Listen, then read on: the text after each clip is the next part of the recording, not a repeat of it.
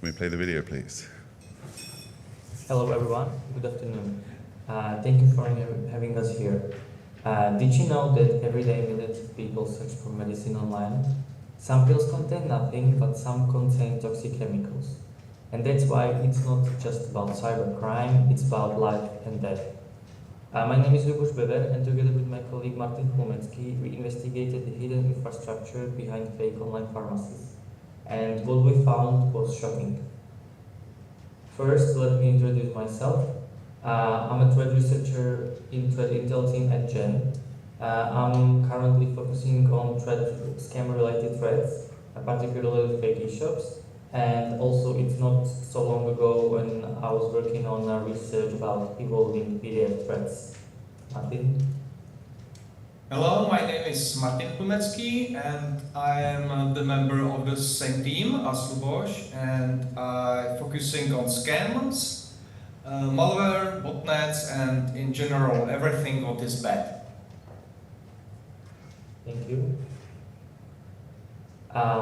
So let's look at the examples of the pharmacy websites. We have two of them here. One of them is fully trusted, legitimate pharmacy, and the second one is part of the scam operation. Take a look closely and try to guess which one is a fake. I will give you a few more seconds. And the fake one is the left one. And I believe that it was just a 50-50 guess, as they both look convincing. And that's the point here.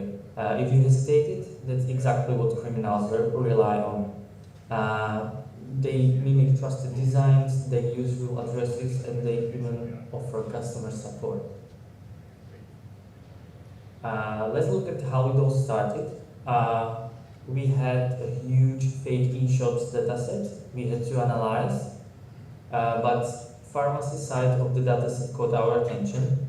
First it looked random, and then we saw some clusters, and then we realized these are not just dozens of scams, it is one massive infrastructure.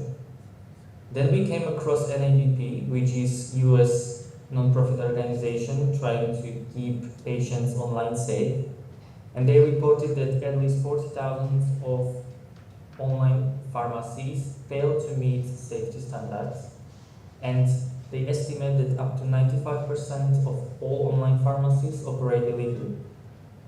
So we can say that the internet is flooded with online pharmacies, especially the fake one, and they sell everything basically, from the counterfeit drugs to unapproved prescriptions.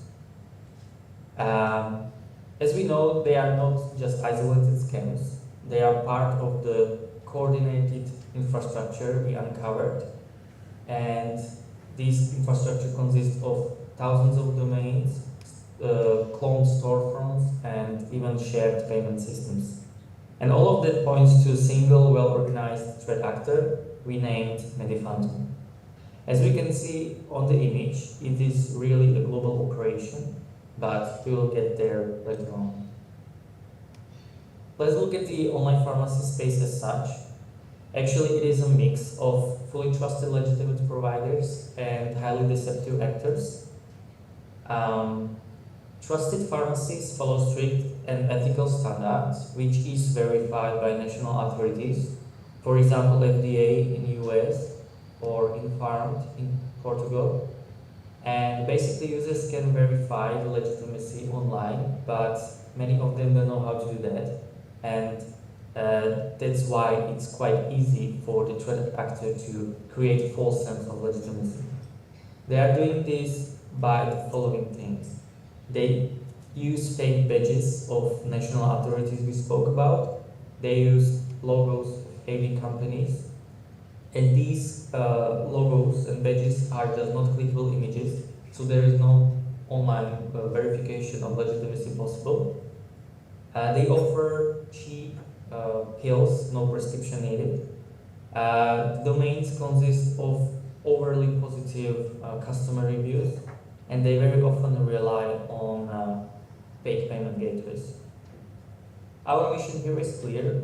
First of all, awareness is the first line of the defense. Knowing what to look for can prevent fraud and even protect health. The second, we want to protect our users through our AV solutions. And the third, we want to help cybersecurity community to detect and disrupt these type of threats until more lives are affected. Let's look at this MediPhantom scam operation. How does it work and how does it start? It's pretty usual to see a doctor when we have some medical condition. But imagine the situation a bit more intimate and you suffer from some sensitive health condition. So you may try to avoid medical consultation because of fear or shame. And you try to Google a solution first. And that's the moment when you become the active victim for this threat actor. MediPhantom is actively monitoring social media platforms and online forums to identify people seeking high-demand medications. These medications are very often prescription-only or temporarily unavailable. And as we can see on the image, in the so-called bestseller section, they very often provide medications for erectile dysfunction or some powerful antibiotics used for sexually transmitted infections. And even they tried to aggressively push forward ivermectin during global health crisis COVID-19 on behalf of its misinformation about its efficiency. After the threat actor is aware about public health, about high-demand medications, he needs to create fake pharmacy website, he needs to register the domain, and he needs to, or they need to spread the links to that fake pharmacies. They are not always straightforward and they had to be creative, as there are continuously attempts by the government and private sector to stop illegal pharmacies, and because of that some restrictions has been applied. For example, online advertising platforms like Google, Facebook or even TikTok have policies to prevent advertising illegal pharmacies. Or for example, Google committed to de-indexing the domains of the illegal pharmacies which are specifically named by the FDA, which is US national authority we spoke of. Before we uncover the techniques of MediPhantom use to spread the links, I should mention that we split methods to two categories. Active ones, this depends on the threat actor action directly.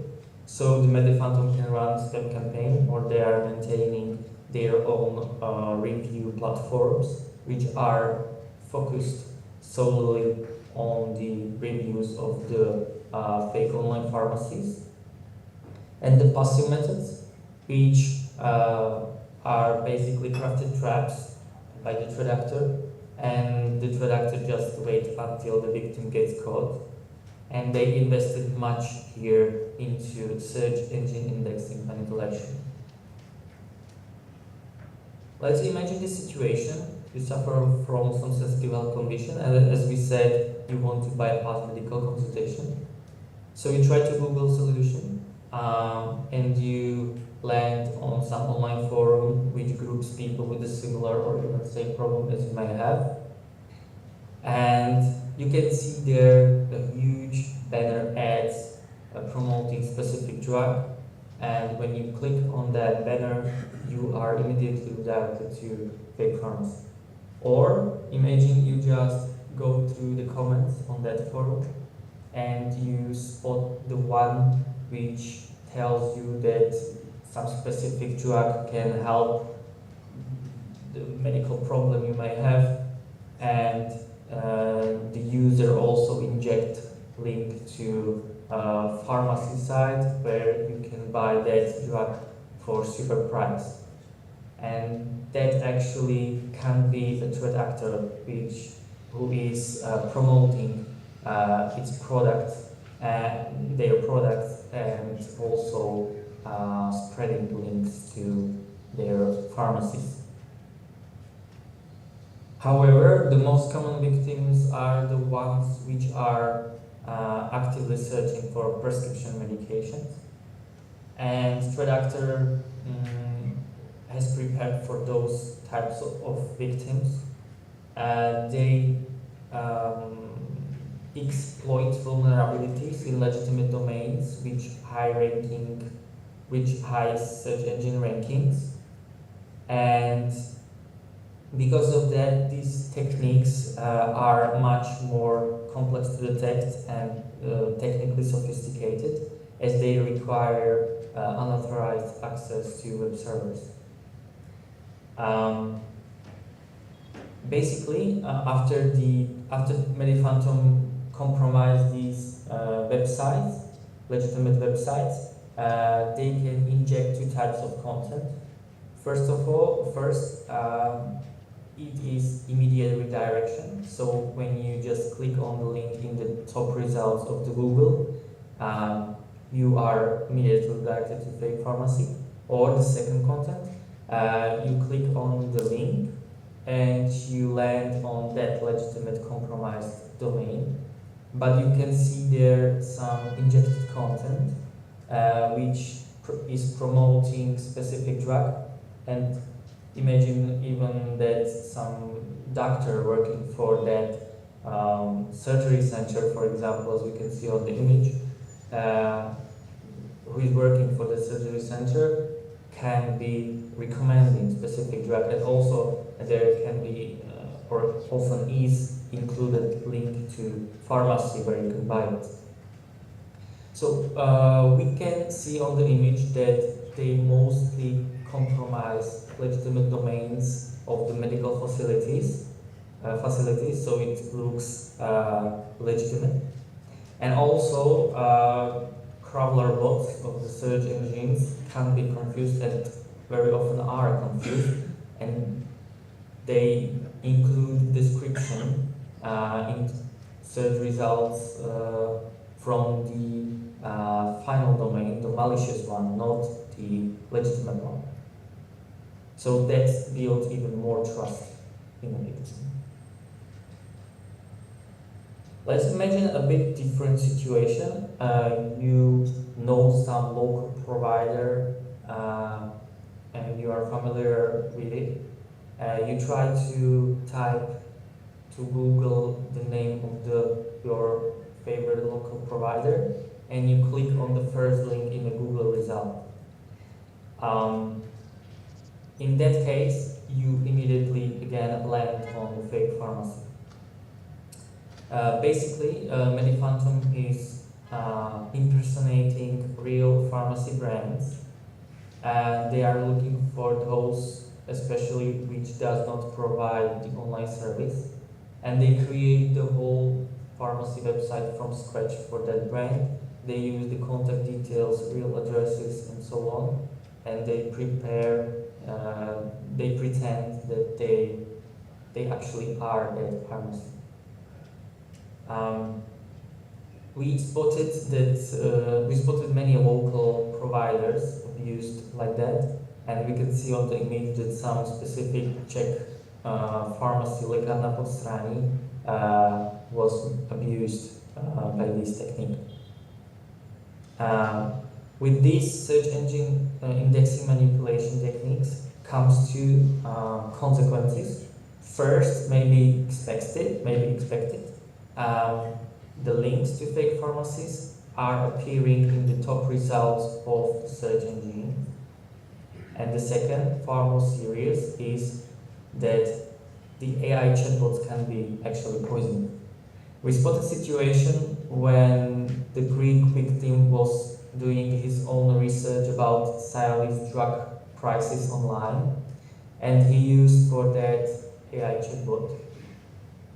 Actually, the AI chatbot returned the response with the injected link to well-known but fake pharmacy website, and this is a huge problem here, as we really trust AI tools more nowadays than we should. Let's move on. After you land on a pharmacy, you feel legitimacy from it, you trust it. You just go to typical shopping workflow process. So you add your desired medication, you add it to cart, and you proceed to payment. Then you are typically redirected to fake payment gateway, which is very often registered under the different domain as the pharmacy website and is fully under the attacker's control. To complete the purchase, you are required to include some personal details, and this is also very suspicious that they are very often requiring, for example, date of birth, which has nothing in common with the payment. They also provide 10% discount on crypto payments, what a surprise. And most importantly, they include to these payment systems phone numbers and link to online chats when you can get customer service. We have some indicators that behind that communication channels, real people are working, and this customer support works to guide you through shopping process and even recommend you a drug or medication you should buy to your medical problem. Let's look at the architecture of the MediPhantom operation, and with that I pass the word to Martin. Okay, thank you. And as Lubos mentioned, this is a sophisticated scammer group, and behind these scams lies a complete technical and organizational stack like domains, certificates, hosting, payment gateways, live chats, phone lines, and more. It's not just a one shady shop, it's an ecosystem of services that can rotate and scale quickly. And maybe this is the reason why this operation has survived for years and expanded across languages and regions. Let's imagine what elements their infrastructure consists of. We start with the payment infrastructure because we've identified over 60 unique payment gateways. And these gateways often run on separate domains, and it creates the impression of being redirected to a legitimate gateway. The next element is live chat systems, and we repeatedly see LiveZilla and custom-built chat platform in a characteristic configuration. And these systems are used for communication with the victim and convincing them that everything is transparent, legal, and of course safety. And finally, domains. We detected over 5,000 fake pharmacy domains in multiple languages, plus dozens of recurring phone numbers that are listed as a support contact. The domain activity has shown exponential growth. We see accelerated growth since 2020, and many domains live for a year or two, then disappear and get replaced. This phenomenon does not mean a growth in a new issue, but rather maintaining a certain level of fake issue in the wild through the frequent domain notation to keep the scam effective. When we look at the TLS certificates, there is a clean pattern. They are signed namely by Let's Encrypt, Sectigo, and Google Trust Services. And we don't see any certificate use in this case. Hosting is spread across providers from big names like OVH Cloud and Cloudflare to obscure vendors offering dedicated IP addresses. In most cases, reverse IP lookup have revealed dozens of fake pharmacy on a single IP, which is a very good source for hunting. All these signals point to one well-organized actor, which we call Maniphantom. In practice, that means thousands of different faces, different shop names, languages and brands, but the same hand behind them. And their goal is very simple, just to maximize profit without any regard to people's health. How do we tie it all together? At the first, we group websites based on payment gateways and live chats. And surprisingly, they use gateways and chats in multiple domains across fake shops. So if a new domain uses a known payment gateway or specific chat system, we can easily classify it as a part of Maniphantom. And the results is a tiny group of domains sharing the same backend and operating environment. The third pillar is phone numbers.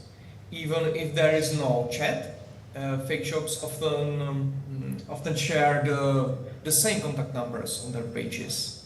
And over time, we spot connections like an unknown support number showing up later with known payment gateways or a chat style.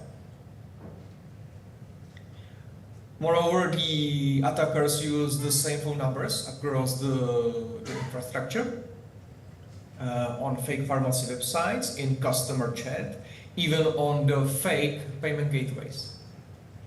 And thanks to the attacker's stupidity, we can simply hunt plain text of phone numbers instead of using a complex hunting based on certificates, websites, fingerprints, or other advanced techniques. This let us look back and link unknown domains to the same scammer once we catch any strong indicator. How do we fight this?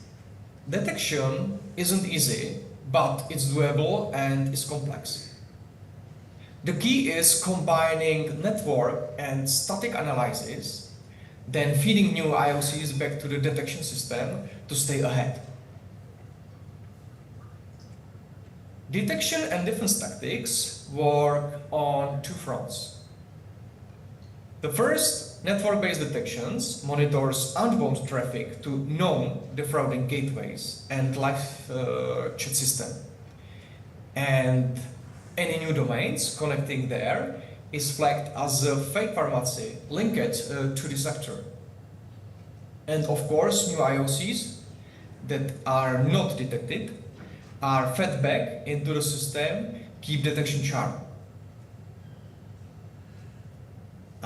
The second tactics is static analysis, focus on web page source code, because even with different designs, they share small artifacts like reused JavaScript, CSS patterns, image names, and live chat setups. And these clues point to a shared development origin. So combining several weak signals create a strong fingerprint for our detection. Our telemetry shows a rising trend in the Maniphantom activity. Activity isn't slowing down despite various measures like Google indexing and etc. And geographically, it is a global problem because we've seen at least 25 language variants of e-shops. And as you can see, the Europe is the prime target, but beyond Europe, Japan, Australia, the US, and Canada are also at risk. This pattern reflects local prescription rules. The stricter the regulation, the stronger the motivation to seek shortcuts and the more aggressively these actors advertise fake stores. I want to point out a few key points. Fake pharmacy are not one-off scams. They are organized operation with scalable infrastructure.